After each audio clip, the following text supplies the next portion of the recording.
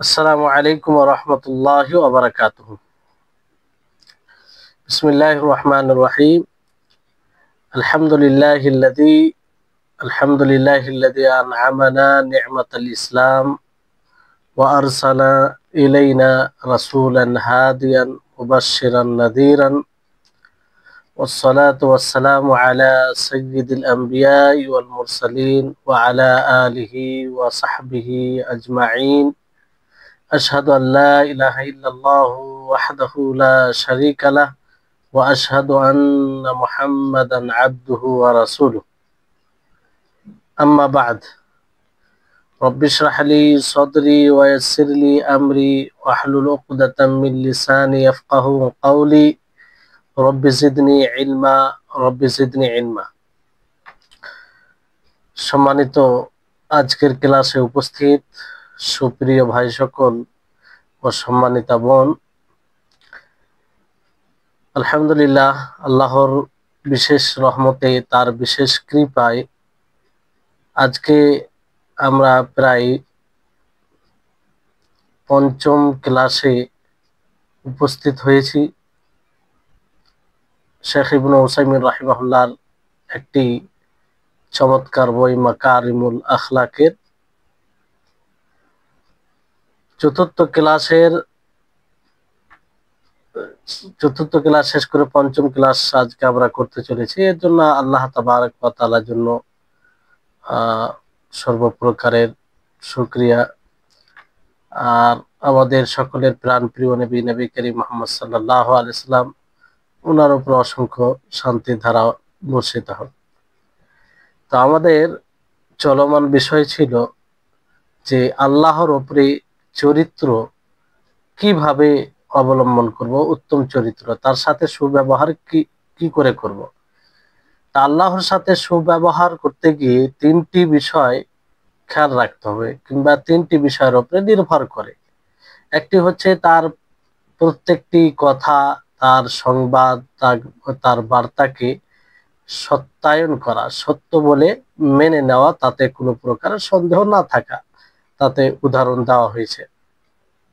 দ্বিতীয় হচ্ছে তার বিধান, যেটি বিধান তিনি নাজিল করেছেন, সেটাকে প্রশস্ত চিত্তে গ্রহণ করা, প্রফুল্ল চিত্তে গ্রহণ করা ও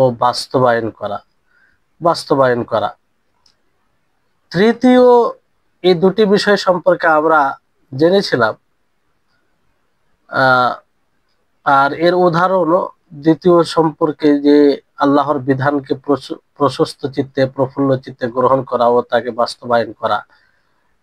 এর উদাহরণে কয়েকটি উদাহরণ দিতে গিয়ে সুদের বিষয়টি আপনাদেরকে উদাহরণ দিয়েছিলাম, যে অনেক মানুষ সুদের সাথে জড়িয়ে থাকে, এমনকি এতটা জড়িয়ে থাকে যে তার পুরো জীবিকা তার উপরে নির্ভর করে। তো ওই সময় তার জন্য এই সুদকে ছাড়া, প্রত্যাখ্যান করা, বর্জন করা, এটা সহজ বিষয় নয়। তারপরও সে যখন আল্লাহর ভয়ে তাকে ছেড়ে দিবে এবং আল্লাহর উপরে তাওয়াক্কুল করে সে বৈধ পথ অবলম্বন করবে, তো এটা হবে আল্লাহর সাথে উত্তম ব্যবহার, আল্লাহর সাথে উত্তম চরিত্র। কারণ সুদ, যদিও কোনো লোকের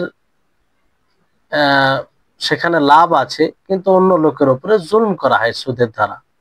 আর এটা এত জঘন্য, এমন অপরাধ, যে অপরাধের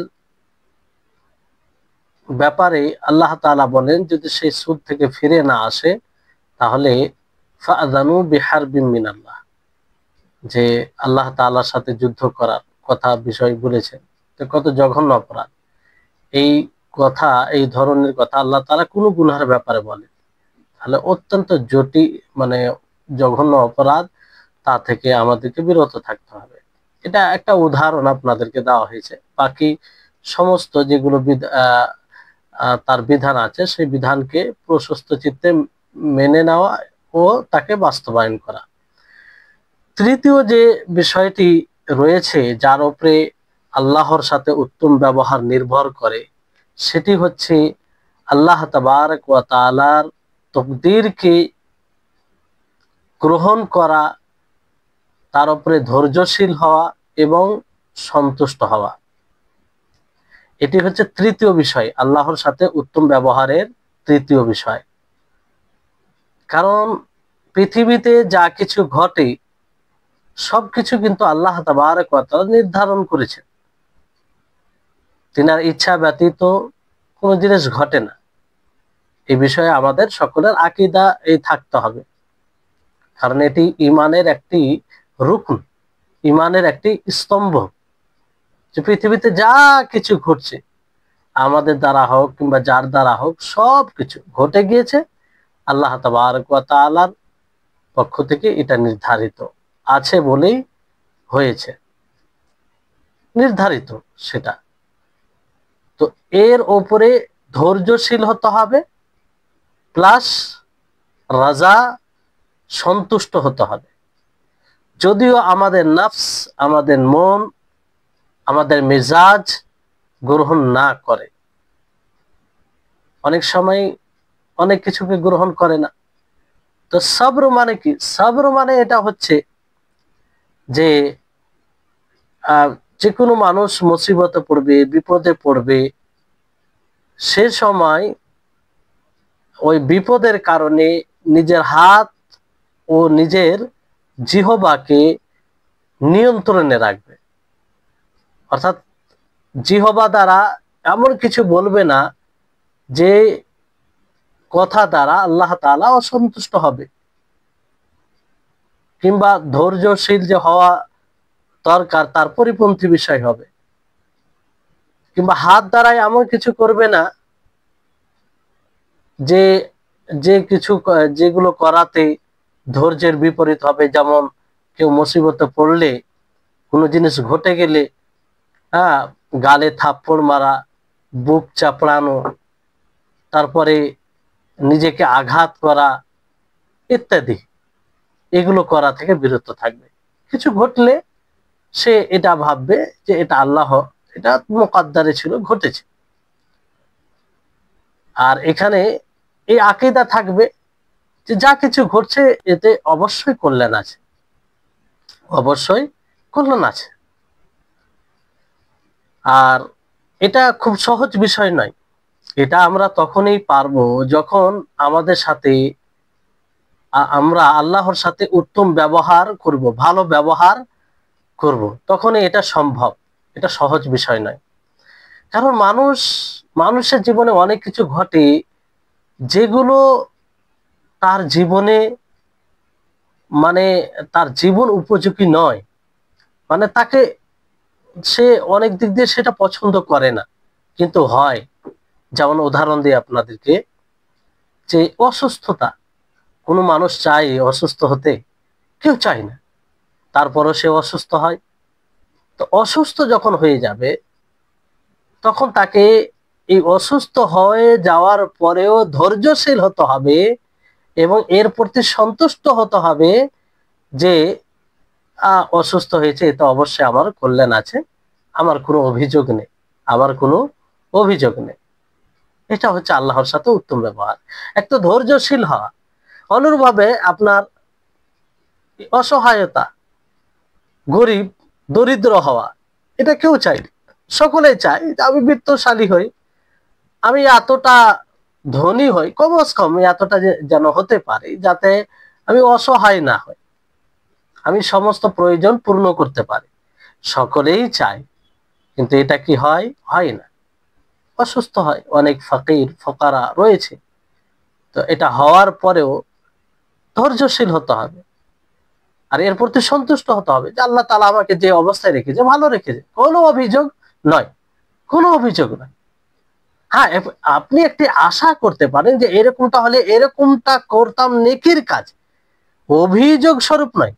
অভিযোগ করতে গেলে আপনার আল্লাহর সাথে ব্যবহার ওই ভালো হবে না। যেমন আপনার মূর্খতা, মূর্খ, অজ্ঞতা, এগুলো আল্লাহ তাআলা দুটোকে সৃষ্টি করেছেন। শিক্ষা, অজ্ঞতা দুটোকে সৃষ্টি করেছেন। তো কেউ শিক্ষিত হয়, কেউ আবার মূর্খ হয়। তো এগুলো সবকিছু আল্লাহ তাআলার পক্ষ থেকে নির্ধারণ। যে বান্দা প্রচেষ্টা করে তাকে সেই কাজে তৌফিক দেয়। তো তারপরও যদি কেউ অশিক্ষিত হয়ে যায় কিংবা কোনো জিনিস থেকে কোনো জিনিসের ব্যাপারে জ্ঞান না থাকে, তো সেই সময় তাকে মুকাদ্দারে ঘটেছে বলে এটার প্রতি সন্তুষ্ট থাকতে হবে, ধৈর্যশীল হতে হবে। অনেক সময় মানুষের মেজাজ উপযোগী হয়, এই জন্য তাকে হয়তো ভালো লাগে সেই জিনিসটা। অনেক সময় মানুষের মেজাজ উপযোগী হয় না, যেগুলো আপনাদেরকে উদাহরণ দেওয়া হলো। তো এই ধরনের জিনিস যখনই ঘটবে আমাদের জীবনে, সেখানে আল্লাহর সাথে উত্তম ব্যবহার করতে হবে। কিভাবে? ধৈর্যশীল হয়ে এবং তার প্রতি সন্তুষ্ট হয়ে। ধৈর্যশীল হওয়াটা মানে যে যতটা কষ্টকর, তার চেয়ে অধিক কষ্টকর সন্তুষ্ট হওয়া, তার উপরে সন্তুষ্ট হওয়া। সন্তুষ্ট আপনি কিভাবে হবেন? যে আল্লাহ তাবারক ওয়া তাআলা আপনার জন্য যা কিছু মুকদ্দার করেছেন, নির্ধারণ করেছেন, আপনি তার প্রতি সন্তুষ্ট হবেন। যা কিছু ঘটে যাওয়ার পর, যেগুলো পার্থিব বিষয়ে আপনার ধরেন অ্যাক্সিডেন্ট হয়ে গেল, কিংবা আপনি অসুস্থ হয়ে গেলেন, কিংবা আরো কিছু বিপদে পড়ে গেলেন, তা আপনি তার প্রতি ধৈর্যশীল তো হবেন। ধৈর্যের ওপরের যেটা বিষয়, সেটা হচ্ছে সন্তুষ্ট হওয়া। ধৈর্যের পরে এটা সম্ভব। আগে ধৈর্যশীল হতে হবে, তারপর সন্তুষ্ট হতে হবে, যেটা মানে পরিপূর্ণ ঈমানের দিক রয়েছে। ধৈর্যশীল হওয়াটা এটা আবশ্যিক, এটা হতেই হবে। আর আপনি বেশি পরিপূর্ণ মুমিন যদি হতে চান, তাহলে সন্তুষ্ট হতে হবে। কারণ আপনার মধ্যে এই আকীদা থাকতে হবে যে যা কিছু ঘটছে অবশ্যই এর পিছনে কিছু হিকমা আছে। সেটা হিকমা থেকে খালি নয়, হিকমা শূন্য নয়। তো এইভাবে আপনি আল্লাহর সাথে এই বিষয়ে উত্তম আচরণ, ভালো ব্যবহার করতে পারেন। এই জন্য সালাফগণ এই বিষয়ে খুব সতর্ক থাকতেন। ইমাম কুরতুবী রাহিমাহুল্লাহ তিনি বলেন যে কোন এক ব্যক্তি নামাজ, সিয়াম এগুলো খুব বেশি বেশি করত, কিন্তু সে যখন অসুস্থ হয়ে যায়, বিপদে পড়ে, তখন সে বলে ফেলে যে আল্লাহ আমার সাথে নাইনসাফি কেন করলো? তো ইমাম কুরতুবী তিনি বলেন যে আমি এই দৃশ্য দেখে আমি খুব ভয় করি যে আমার মৃত্যু যেন এরকম অবস্থায় না হয়। একজন ব্যক্তি 5 ওয়াক্তের সালাত পড়ে, সমস্ত বিধান পালন করে, শেষে যদি বিপদে পড়ার কারণে বলে আল্লাহ আমার সাথে নাইনসাফি করেছে, তাহলে এক প্রকার আল্লাহর তকদিরের উপরে অভিযোগ, অধৈর্যের পরিচয়, অসন্তুষ্টের পরিচয়, যেটি একজন মুমিনের জন্য হতে পারে না। কারণ এই কথাটি ছোট মোটো নয়। আল্লাহ তাবারক ওয়া তাআলা যদি ইনসাফ করেন, তো আমরা দুনিয়াতে জীবিত থাকার উপযুক্ত নয়। এত ভুল করি আমরা, অন্যায় করি, আল্লাহর নাফরমানি করি। আল্লাহ তাআলা তিনি এত রহিম যে তিনি তারপরে আমাদেরকে সুযোগ দিচ্ছেন যাতে আমরা আখিরাত তৈরি করতে পারি। সামান্য বিপদে পড়ার কারণে যদি বলে ফেলে যে আল্লাহ আমার সাথে নাইনসাফি করছে, তাহলে এটা কত বড় বিষয়। এটা হোসনে খাতেমা নয়, এটা সুল খাতেমা, মানে মৃত্যু, খারাপ অবস্থায় এটা মৃত্যু। তো এই জায়গায় আমাদেরকে খুব সতর্ক থাকতে হবে। এজন্য আল্লাহ তাবারক ওয়া তাআলা ধৈর্যশীলদের প্রশংসা করেছেন। ওয়াবাশশিরিস সাবিরিন আল্লাযীনা ইযা আসাবাতহুম মুসিবা ক্বালু ইন্না লিল্লাহি ওয়া ইন্না ইলাইহি রাজিউন। যে যাদের নিকটে মুসিবত আসে, মুসিবতের সম্মুখীন হয়, তারা বলে যে নিশ্চয় আমরা আল্লাহর জন্য এবং তার দিকেই ফিরে যাব। এটা তাদের বৈশিষ্ট্য। তো এই হচ্ছে আল্লাহর সাথে ব্যবহার। এই জন্য বর্তমান সময়ে দেখবেন আমাদের সমাজে বিশেষ করে মহিলাদের মধ্যে পাওয়া যায় যে যে কোনো মুসিবতে পড়লে বলে আল্লাহ আমাকেই পেয়েছে, আমি কি এই মুসিবতের উপযুক্ত ছিলাম, এত লোকের মাঝে আল্লাহ তাআলা আমাকে পেয়েছে।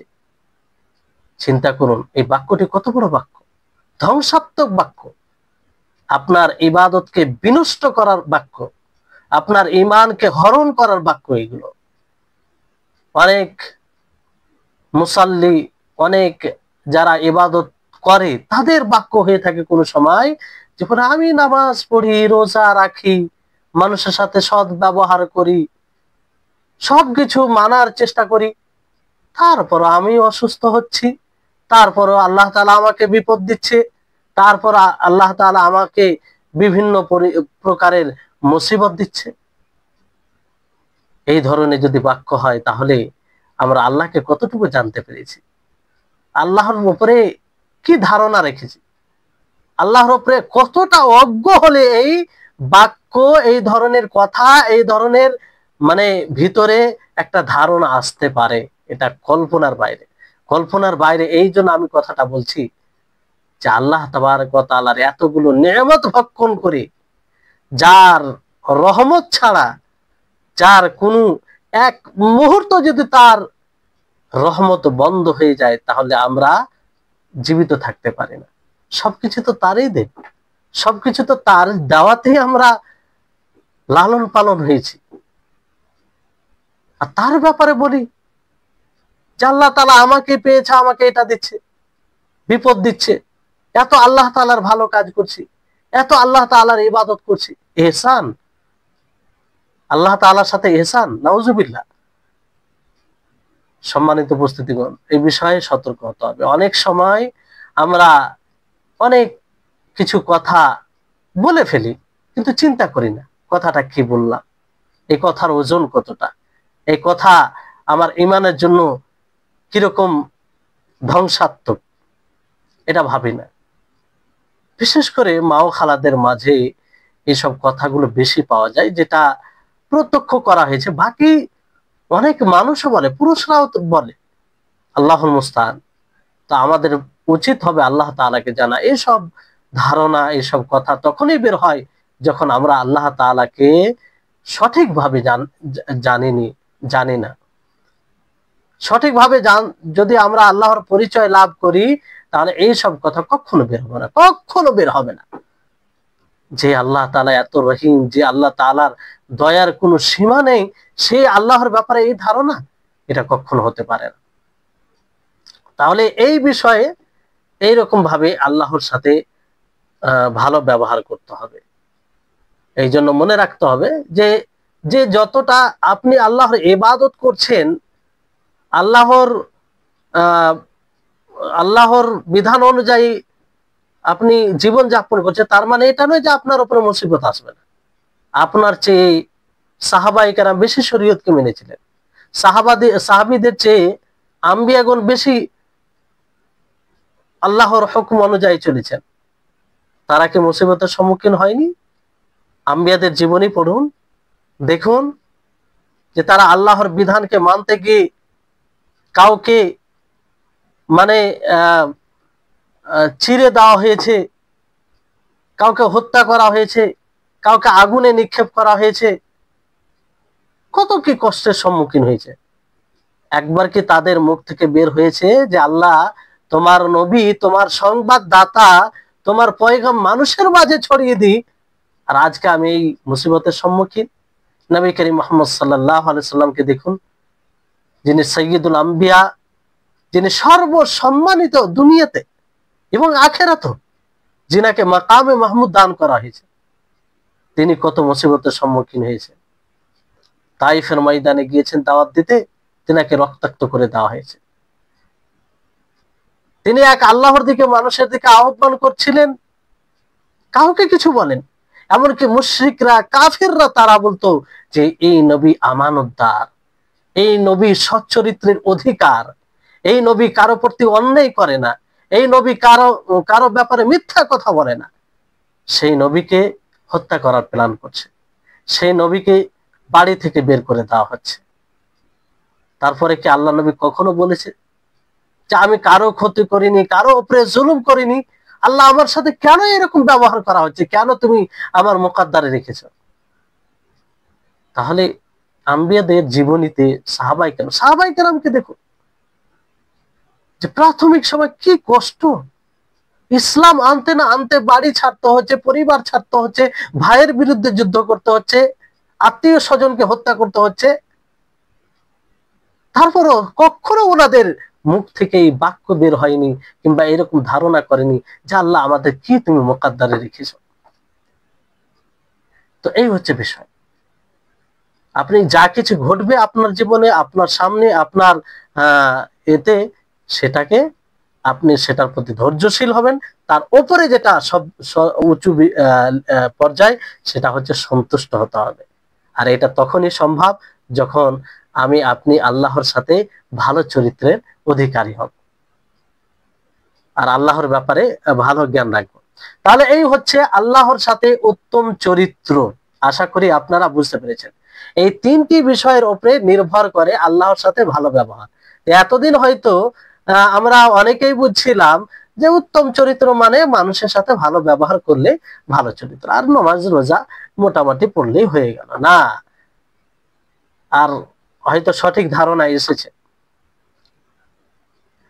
এবার আসুন ইবনে উসাইমিন রাহিমাহুল্লাহ মাখলুকের সাথে উত্তম চরিত্র কি, মাখলুকের সাথে আমরা উত্তম চরিত্র ভালো ব্যবহার কিভাবে করব।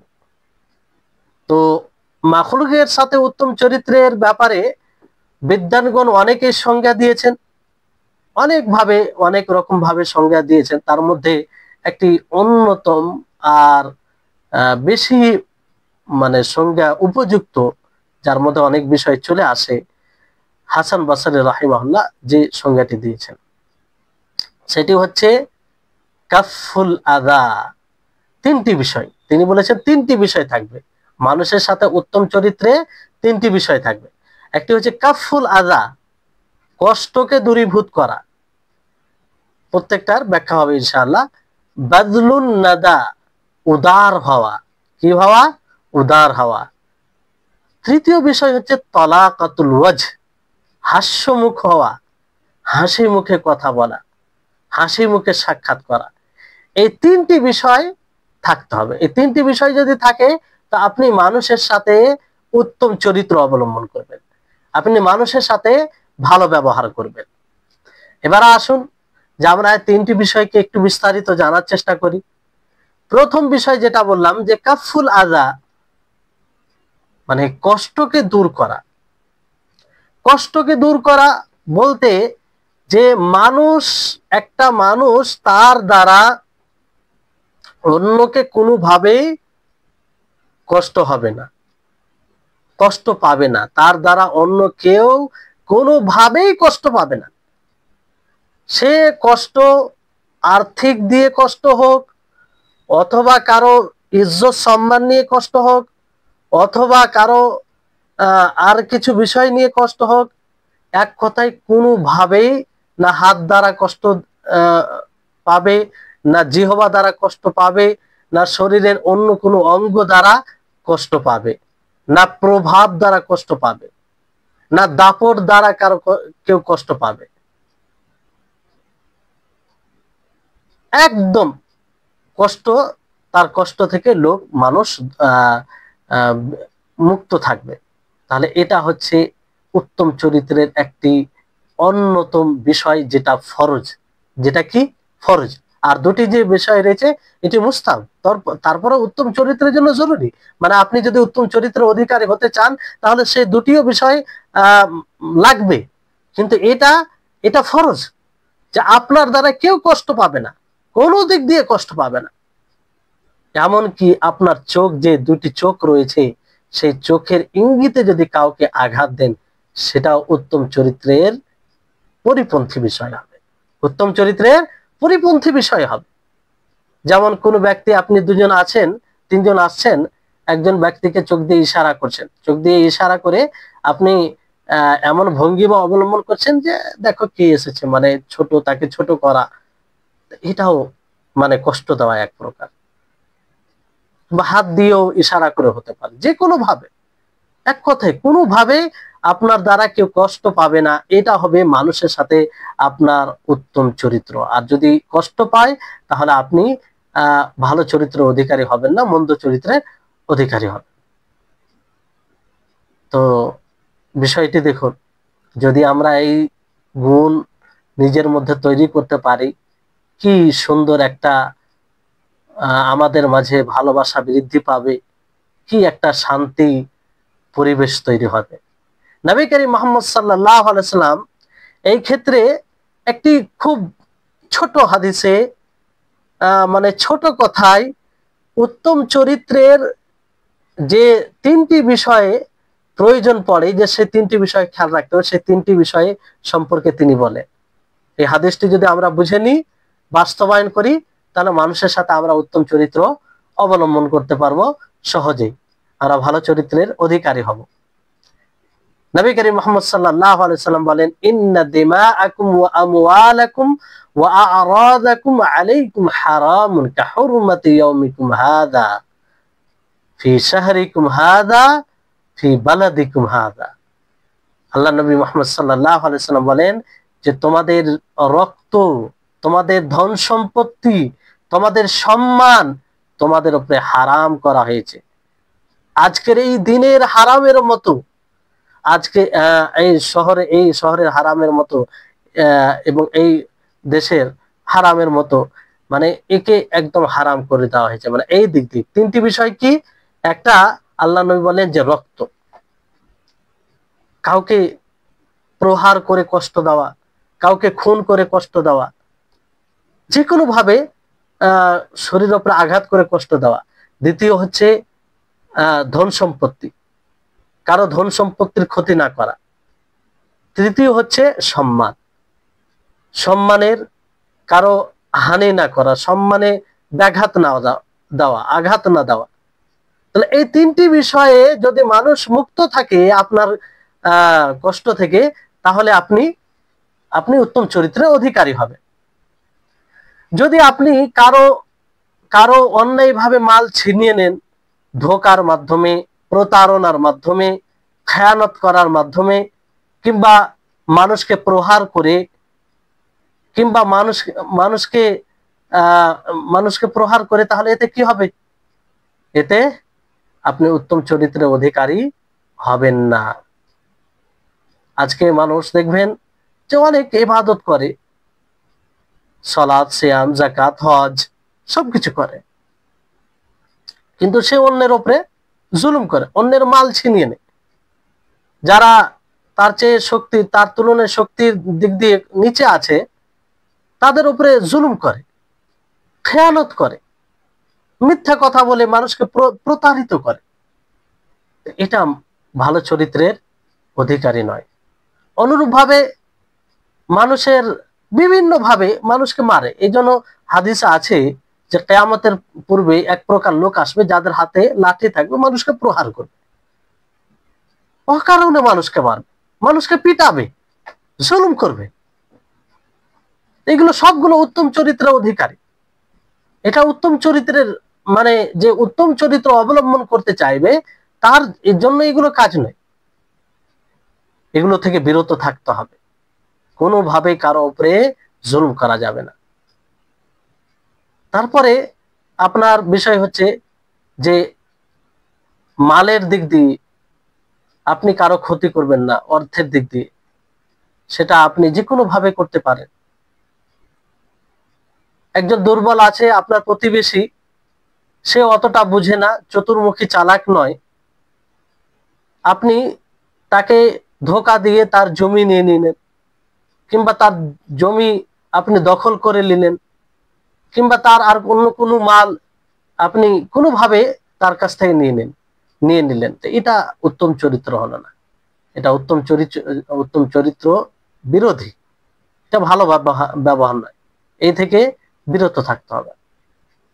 তারপরে সম্মানের, আপনার চিন্তা করবেন যে অন্যায়ভাবে মাল খাওয়া এটা কতটা মানে কত বড় অপরাধ যে আল্লাহ তাবারক ওয়া তাআলা কোরআনের একটি আয়াতে বলেন যে যারা ইয়াতিমদের মাল ভক্ষণ করে, জুলুম করে, অন্যায় করে, মূলত তারা পেটে জাহান্নামের আগুন নিক্ষেপ করে, তারা আগুন খায়, তাদেরকে সেই প্রজ্বলিত উত্তপ্ত জাহান্নামে নিক্ষেপ করা হবে। তো এটা তো ইয়াতিমদের মালের সাথে বলা হয়েছে। বাকি আপনি যে কোনো ভাবে অন্যায় করে যদি মানুষের মাল খান, তাহলে তার শাস্তি ছোট নয়, কারণ এটা বান্দার হক, এটা বান্দার হক। এই জন্য আপনারা দেখবেন যে সালাফে সালেহিনদের মধ্যে কতটা এই এই বিষয়ে সতর্ক হয়ে থাকতো। যেটা পূর্বের ক্লাসে আপনাদেরকে বলেছি যে সেই সময় মহিলারা তার স্বামীকে লক্ষ্য করে সম্বোধন করে বলতো যে ইয়া আব্দাল্লাহ ইত্তাকিল্লাহ ফিনা, যে হে আল্লাহর বান্দা, আমাদের জন্য যে জীবিকা অর্জন করতে যাচ্ছ সেই বিষয়ে আল্লাহকে ভয় করো। তিনারা বলতেন যে আমরা ভুখ অর্থাৎ খিদা ক্ষুধার্ত এগুলোকে আমরা বরদাস্ত করে নিব, সহ্য করে নিব, ধৈর্য অবলম্বন করে নিব, কিন্তু জাহান্নামের আগুন সহ্য করতে পারবো না, জাহান্নামের আগুন সহ্য করতে পারবো না। মনে রাখবেন, একজন মহিলা, একজন স্ত্রী, একজন মা, একজন বোন হিসাবে তারা যদি এই ব্যাপারে সতর্ক হয়, সচেতন হয়, তাহলে পুরো পরিবারকে ঠিক করতে পারে, পুরো পরিবারকে ঠিক করতে পারে, তার দ্বারা এই সংশোধন আসতে পারে, যেটা সালাফদের জামানায় ঘটেছে। তো প্রয়োজন আছে এই বিষয়ে আমরা সচেতন, মানে তাদের এবং আমাদের সকলকে সচেতন হওয়া। তারপরে এখানে সম্মানের বিষয়ে বলা হয়েছে। সম্মান একটা আল্লাহর দেওয়া বিশাল বড় নিয়ামত। এই সম্মান এমন কিছু আপনি করবেন না কারো সম্মানে ব্যাঘাত ঘটবে। শরীয়তে এটাকে খুব মূল্য দেওয়া হয়েছে, এতটা মূল্য দেওয়া হয়েছে যে শরীয়তে যে মাকাসিদ রয়েছে, উদ্দেশ্য রয়েছে, যে 5টি উদ্দেশ্য, সেই 5টি উদ্দেশ্যের মধ্যে একটি উদ্দেশ্য হচ্ছে যে সম্মানকে রক্ষা করা। দিনের উদ্দেশ্য হচ্ছে যে আপনার আমার সম্মানকে রক্ষা করা, আপনার আমার সম্মান যেন সসম্মানে এটা অব্যাহত থাকে, এটা যেন বিলীন না হয়ে যায়, তার জন্য এই শরীয়ত। সেই যে 5টি উদ্দেশ্যের কারণে তার মধ্যে এটি একটা। আর এই সম্মান নিয়ে যদি আপনি কারো খেলা করেন, আপনি এমন কিছু করেন যে কিছু করাতে কারো সম্মান হানি হবে, কারো সম্মান চলে যাবে, আপনি কত বড় অন্যায় করছেন। কারো সম্মান হানি করে আপনি আল্লাহর ইবাদত করে আর বিভিন্ন প্রকার বিধান পালন করে আপনি উত্তম চরিত্রের অধিকারী হবেন? জি না। সম্মান চলে যাওয়া এটা কত বড়, আপনি একবার চিন্তা করুন।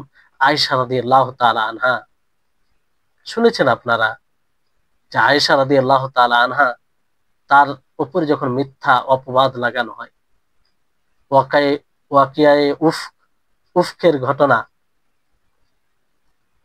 সে ঘটনা, তিনি নবীর স্ত্রী ছিলেন, উম্মুল মুমিনিন, মুমিনদের মা,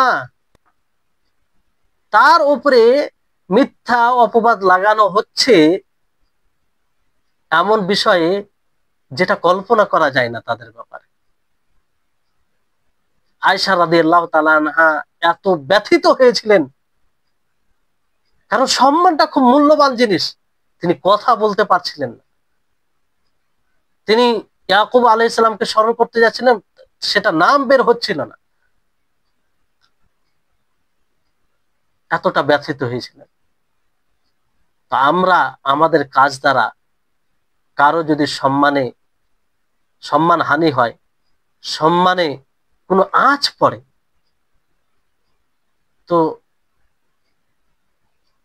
আমরা আমাদের সম্মানে যদি ওই রকম আঁচ পড়ে, তা আমরা যেভাবে কষ্টবোধ করব কিংবা যেভাবে ব্যথিত হব, তারাও ব্যথিত হবে, তারাও ব্যথিত হবে। এই জন্য খুব সতর্ক। আপনি চিন্তা করুন যে যে সব বিষয় দ্বারা মানুষের সম্মান হানি হবে, মানুষের সম্মান ঘটবে, সমস্ত দ্বারকে ইসলাম বন্ধ করে দিয়েছে, সমস্ত দ্বার। গীবত হারাম। গীবতে কি হয়? অন্যকে ছোট করা হয়, তার তার সম্মান নিয়ে খেলা করা হয়। মিথ্যা অপবাদ এটাকে হারাম করা হয়েছে।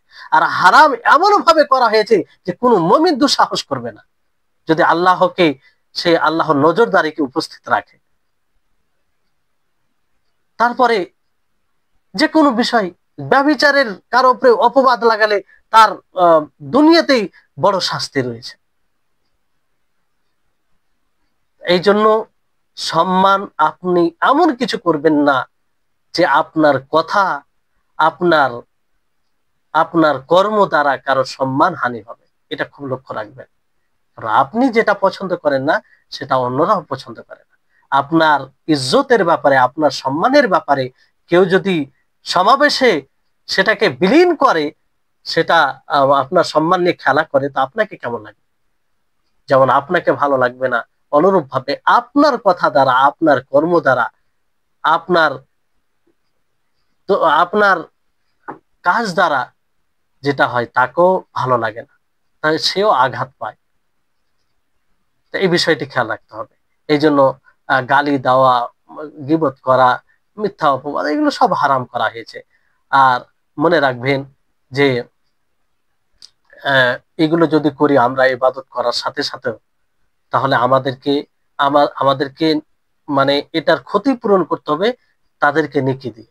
এক সময় এরকম মানে পজিশনে পৌঁছে যেতে হবে যে নেকি সবগুলো শেষ হয়ে যাবে, শেষে তাদের গুনাহ চাপিয়ে দেওয়া হবে, তাদের গুনাহ চাপিয়ে দেওয়া হবে, যাদের উপরে এই দিক দিয়ে জুলুম করা হবে। হাদিসে এসেছে, আল্লাহ নবী বলেন যে তোমাদের মধ্যে মুফলিস অসহায় ব্যক্তি কে? তখন সাহাবায়ে কেরাম বলেন যে যার কাছে পয়সা নাই, কিছু নেই, অসহায় নিঃস্ব, সে মুফলিস, অসহায়। তো আল্লাহ নবী বলেন না, মুফলিস অসহায় ব্যক্তি সে যে কিয়ামতের দিন সালাত, সিয়াম, যাকাত, হজ গুরুত্বপূর্ণ ইবাদত করে আসবে, কিন্তু সে কারো উপরে অন্যায় করে থাকবে, কারো উপরে জুলুম করে থাকবে, কাউকে হত্যা করে থাকবে, কাউকে প্রহার করে থাকবে, কারো গীবত করে থাকবে, কারো উপরে মিথ্যা অপবাদ লাগিয়ে থাকবে, কাউকে গালি দিয়ে থাকবে। ফলে কি করা হবে? যাদের উপরে সে এগুলো করবে তাদেরকে তার নেকিগুলো দিয়ে দেওয়া হবে। যখন দিয়ে শেষ হয়ে যাবে, তারপরে তাদের নেকি পূর্ণ হবে না, তখন তাদের গুনাহ এদের উপরে চাপিয়ে দেওয়া হবে, শেষে তাদেরকে জাহান্নামে নিক্ষেপ করা হবে। তাহলে বিষয়টি হচ্ছে যে এইগুলো খেয়াল রাখতে হবে যাতে আমরা সম্মানের দিক দিয়ে কারো আঘাত না করি, আমাদের কোনো কাজ দ্বারা তারা সম্মানের দিক দিয়ে আঘাত না পায়। আর সবচেয়ে বড় বিষয় হচ্ছে যে এই উত্তম চরিত্র আপনি যে দিক দিয়ে নিবেন, একটা বিষয় হচ্ছে যে মানে তিনটি বিষয় যে আপনাদেরকে বলা হলো, একটা হচ্ছে মানে কাউকে প্রহার করে কিংবা খুন করে মাল সম্পত্তি, ধন সম্পত্তি, এটাও আপনাদেরকে বলা হলো, এবং সম্মান। এই তিনটি বিষয়ে যদি আমরা খেয়াল রাখি, তা ইনশাআল্লাহ আমরা আমাদের কাছ থেকে মানুষ মানে আমাদের দ্বারা কষ্ট থেকে মুক্ত থাকবে, কষ্ট পাবে না। এই তিনটি বিষয়ে সবকিছু চলে আসে। তো এই ক্ষেত্রে আমাদেরকে মনে রাখতে হবে, ইবনে উসাইমিন রাহিমাহুল্লাহ বলেন, যেটা খুব গুরুত্বপূর্ণ, যে যতটা কাছের হবে সে ততটাই আপনার সুব্যবহারের অধিকার রাখে। যে যতটা কাছে হবে, যে যতটা আত্মীয় স্বজনের মধ্যে, যেমন আপনার পিতামাতা রয়েছে, আপনার পিতামাতা বেশি অধিকার রাখে, কিংবা আপনি আপনার পিতামাতার সাথে ভালো ব্যবহার করবেন, সৎ ব্যবহার করবেন, উত্তম চরিত্র অবলম্বন করবেন, অন্যদের তুলনায় বেশি অধিকার রাখে। অনুরূপ ভাবে আপনার প্রতিবেশী বেশি অধিকার রাখে যারা দূরবর্তীতে থাকে তাদের তুলনায়। অনুরূপ ভাবে আপনার আত্মীয় স্বজন বেশি অধিকার রাখে যারা আপনার আত্মীয় স্বজন নয় তাদের তুলনায়। তা আপনার নিকটে যত নিকটে থাকবে তত আপনার সুব্যবহারের তারা অধিকার রাখে। এই জন্য আল্লাহ নবী কি বলেন, যে আল্লাহি লা ইউমিন, আল্লাহি লা ইউমিন, আল্লাহি লা ইউমিন, ক্বালু মান ইয়া রাসূলুল্লাহ মান লা ইয়ামান জারুহু বাওয়াইকাহু। যে আল্লাহ নবী কি বলেন, যে আল্লাহর কসম সে মুমিন হবে না, মুমিন হবে না, মুমিন হবে না, তিনবার বলে। জিজ্ঞাসা করা হলো কে? তখন আল্লাহ নবী বলেন যে মাল্লা ইয়ামান জারুহু বাওয়াইকাহু, যার প্রতিবেশী তার অনিষ্ট থেকে নিরাপত্তা পাবে না, নিরাপত্তা পাবে না, তো সে মুমিন হবে না, পরিপূর্ণ মুমিন হবে না। তাহলে এটা খেয়াল রাখতে হবে। দ্বিতীয় যেটা বিষয় সেটা হচ্ছে যে বাজলুন নাদা।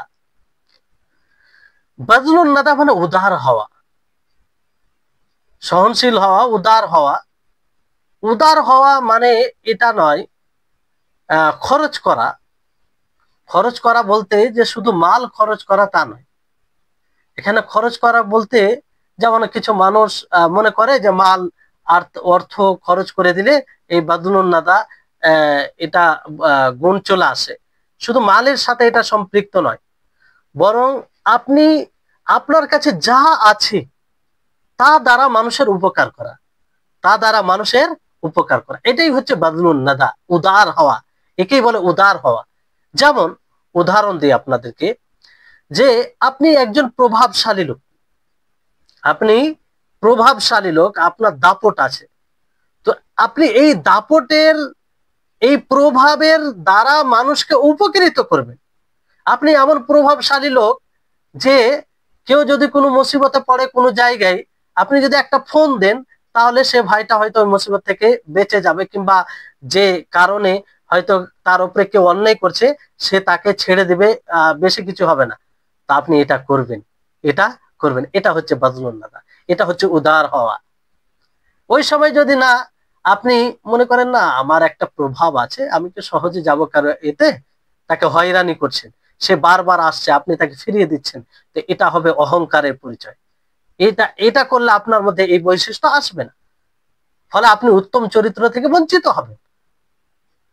আপনি যেমন আল্লাহ তাআলা আপনাকে জ্ঞান দিয়েছেন, আপনি ইলম আছে আপনার কাছে, কোরআন হাদিসের ব্যাপারে জানেন, কিংবা আর কিছু অন্য কিছু জ্ঞান জানেন আপনি, তো কোনো ব্যক্তি যদি আসে কিংবা আপনার সামনে এমন কিছু ঘটে, আপনি বুঝতে পারছেন যে তার প্রয়োজন আপনার গাইডের, আপনার গাইডের তার প্রয়োজন, তো আপনি তাকে গাইড দিবেন, তাকে আপনি বলবেন, তাকে আপনি সঠিক দিশা দিবেন।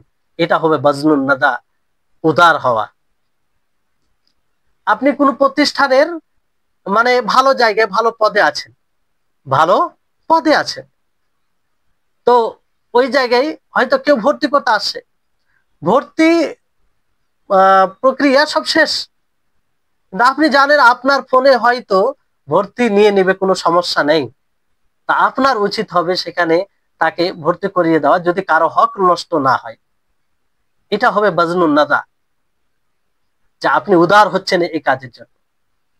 এইভাবে সব কিছু দ্বারা আপনি হয়তো কোনো পদে আছেন, কোনো নেতা হয়ে আছেন, তো আপনার দ্বারাই যেটা মানুষ উপকৃত মানে প্রয়োজন আছে আর আপনি পারবেন, সেটা আপনি করবেন, সেটা আপনি করবেন। তো এই উদার হওয়া। আপনি মানে এত সম্মানী ব্যক্তি, এত সম্মানিত ব্যক্তি যে আপনার একটা সম্মানের প্রভাব আছে, তো তার দ্বারা মানুষকে উপকৃত করবেন। আপনার অর্থ আছে, আপনি বিত্তশালী, আপনি বিত্তশালী, আল্লাহ তাআলা অর্থ দিয়েছে, তো আপনি সেই অর্থ দ্বারা মানুষের উপকার করবেন, মানুষের কাজে আসবেন। কিন্তু আমরা আজকাল কি দেখি, এর বিপরীত দেখি। সামান্য একটু যদি প্রভাব পড়ে যায় সমাজে, কিংবা কিছু থাকে আমাদের হাতে, তো কেউ এলে সহজে আমরা সহযোগিতা করি না, সহজে আমরা তার জন্য সহযোগী হই না, তাকে বারবার ঘুরাই, বারবার ফিরিয়ে দিই, অনেক হয়রানি করে তাকে ই করি, আর ধারণা রাখে যে না একবারে সহযোগিতা করলে এটা আমাদের সম্মান থাকবে না, এটা উত্তম চরিত্র নয়, এটা উত্তম চরিত্র নয়। এই জন্য নবী করিম মুহাম্মদ সাল্লাল্লাহু আলাইহি সাল্লাম একটি খুব চমৎকার হাদিস বলেছেন। কি সুন্দর হাদিস, যে হাদিসে 3 প্রকারের বিষয় রয়েছে। নবী করিম মুহাম্মদ সাল্লাল্লাহু আলাইহি সাল্লাম বলেন, ইত্তাকিল্লাহ হাইসুমা কুনতা ওয়া আতবাইস সাইয়্যাতাল হাসানা তামহুহা ওয়া খালিকিন নাস বিখুলুকিন হাসান। এখানে দেখেন আল্লাহ, নবী করিম মুহাম্মদ সাল্লাল্লাহু আলাইহি সাল্লাম মানে আল্লাহর সাথে কি ব্যবহার হবে সেটা বলেছেন, নিজের নফসের সাথে কি ব্যবহার হবে সেটা বলেছেন, আর মাখলুকের সাথে কি ব্যবহার হবে সেটাও উল্লেখ করেছেন। আল্লাহ নবী বলেন যে ইত্তাকিল্লাহ, আল্লাহ তাআলাকে ভয় করো, আল্লাহ তাআলাকে ভয় করো, হাইসুমা কুনতা, যেখানেই তুমি থাকো, যেখানেই তুমি থাকবে আল্লাহ তাআলাকে ভয় করবে, আল্লাহ তাআলা তাকওয়া অবলম্বন করবে, এটা হচ্ছে আল্লাহর সাথে সুআচরণ, এটা হচ্ছে আল্লাহর সাথে ভালো ব্যবহার। ওয়া আতবাইস সাইয়্যাতাল হাসানাতা তামহুহা, যদি মন্দ কাজ হয়ে যায়, গুনাহ হয়ে যায়, পাপ হয়ে যায়, তো সেই পাপ করার পরে কি করতে হবে? ভালো কাজ করতে হবে। কি করতে হবে? ভালো কাজ করতে হবে। ভালো কাজ করলে সেটা, যে পাপ হয়েছে সেটা নিশ্চিহ্ন হয়ে যাবে, সেটা ক্ষমা করে দিবেন আল্লাহ তাআলা, কাফারা হয়ে যাবে তার। তাহলে এটা নিজের নফসের সাথে, যে মন্দ করার পরে নিরাশ হওয়ার কিছু নাই, হতাশ হওয়ার কিছু নাই। আপনি ভালো কাজ করুন, আপনার মনের মধ্যে বিরক্তি বোধ আসছে যে আমি এই অন্যায়টা করিলাম, এটা কেন করলাম, মিথ্যা কথা আপনি বলে দিয়েছেন, কিন্তু কিছু করার নেই, যেটা ঘটার ঘটে গিয়েছে। কিন্তু আপনি সেটাকে পূরণ করতে পারেন তওবার মাধ্যমে, কিংবা তওবা করবেন, সাথে সাথে আপনি আরো বেশি বেশি করে নেকির কাজ করেন, বেশি বেশি করে নেকির কাজ করেন। ওই কথাই এখানে বলা হয়েছে, ওয়া আতবাইস সাইয়্যাতাল হাসানাতা তামহুহা, যে যদি মন্দ কাজ ঘটে যায়, শরীয়ত বিরোধী কাজ হয়ে যায়, তারপরে তুমি কি করবে? ভালো কাজ করবে, সৎ কাজ করবে। তারপরে মাখলুকের সাথে কি ব্যবহার হবে? ওয়া খালিকিন নাসা বিখুলুকিন হাসানিন, যে মাখলুকের সাথে তুমি ভালো ব্যবহার করবে, উত্তম চরিত্রে তাদের সামনে নিজেকে উপস্থাপন করবে। বুঝতে পারলেন? তো এইভাবে মানুষের সাথে আপনি উত্তম চরিত্র অবলম্বন করতে পারেন। হ্যাঁ, তাহলে এই হাদিস, ছোট্ট হাদিস, কিন্তু এই হাদিসে পুরো পুরো 3টি বিষয় এর মধ্যে রয়েছে, যে আপনি নিজের সাথে কি ব্যবহার করবেন, আল্লাহর সাথে কি ব্যবহার করবেন, এবং মাখলুকের সাথে কি ব্যবহার করবেন। তো মাখলুকের সাথে ব্যবহারের কিছু দিক আছে, আজকে আর সম্ভব নয়, ইনশাআল্লাহ ফের আগামী পর্বে আহ হবে ইনশাআল্লাহ।